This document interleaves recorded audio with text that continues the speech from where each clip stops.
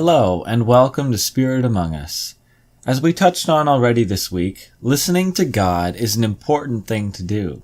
Jesus has shown us the importance of it through the comparison of a house built on a rock versus on the sand. This is what we've been talking about. We also saw how it's important to follow His lead and to obey His commands. And that's exactly where I want to focus today. Listening and doing. Matthew chapter 7 verse 26. And everyone who hears these words of mine and does not do them will be like a foolish man who built his house on the sand. In our lives, if we want to live Spirit-filled and God-centered lives, then we need to be hearing the words of Jesus and applying them to our lives.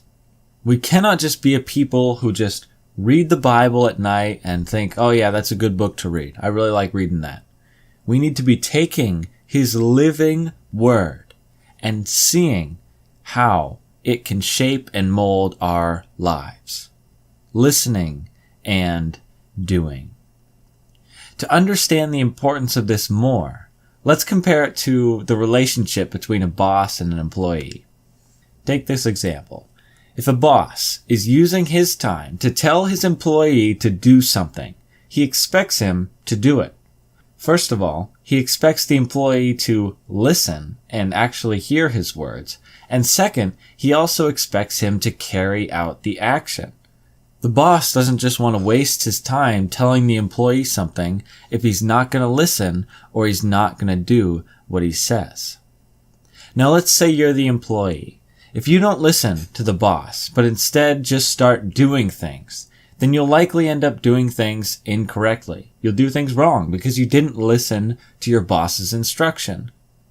On the other hand, if you listen to your boss and don't do what he says anyways, you'll still be doing things incorrectly, still be doing things against his will. The boss doesn't just talk for the sake of talking, but instead he gives commands with a purpose. And this is the same way with God. Just like how at your job, you should both listen to and obey your boss's orders. When it comes to our lives in Christ, we are called to do both of these things. James chapter 1 verses 22 through 24. But be doers of the word and not hearers only, deceiving yourselves. For if anyone is a hearer of the word and not a doer, he is like a man who looks intently at his natural face in a mirror. For he looks at himself and goes away and at once forgets what he was like. If we are simply hearing the words that God speaks to us, we are deceiving ourselves. We're not actually following Jesus if all we are doing is listening. If we listen to God and we don't obey Him, we are like a man who carefully takes his time to analyze how he looks in the mirror, stares at himself for a few minutes to see exactly how he looks, and then completely forgets when he walks away. Completely forgets what he looked like. What good is it to look in the mirror if we're going to just forget what we look like? Similarly, what good is it to listen to God, to stare at Him, to reflect on Him and study His Word if we refuse to obey His commands? It does us no good.